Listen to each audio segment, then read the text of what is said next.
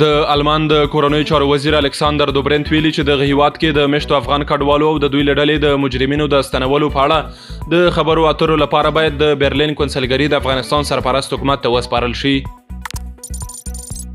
د بهرنیو چارو وزارت دریم سیاسي رئیس عبدالحی قانت وایي کابل ته د قزاقستان د بهرنیو چارو د وزیر مراد نورتلیف د سفر یو پیغام دا و چې دغه هیواد پریکړه کړې څو له افغانستان سره سیاسي اړیکې پراخې کړي او استانه کې د افغانستان د سرپرست حکومت سفیر ومني.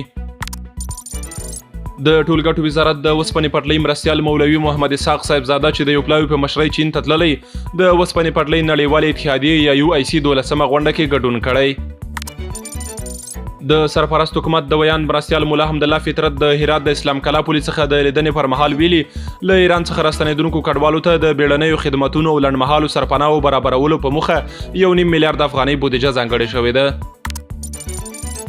د ترانسپورت او هوایي چلند وزارت د واټ ترانسپورت معین مولا عبدالسلام حیدری د قزاقستان د ترانسپورت وزارت مرستیال سره د ترانسپورتي اړیکو او د کابل او استانې ترمنځ د مستقیمو پروازونو پر پیل خبرې کړي. د ملګرو ملتونو د خوړو نړیوال پروګرام خبرداری ورکړی چې د غزې د لوږې ناورین بېساري کچې ته رسېدلی د مرستو رسول نږدې درېدلي او له هر 3 کسانو یوې څو ورځې له خوړو پرته تېروي. او وروستی خبر دا چې روسیې تېره شپه د 26 کروز توغندیو او شاوخوا 509 چاودېدونکو ډرون الوتکو پر مټ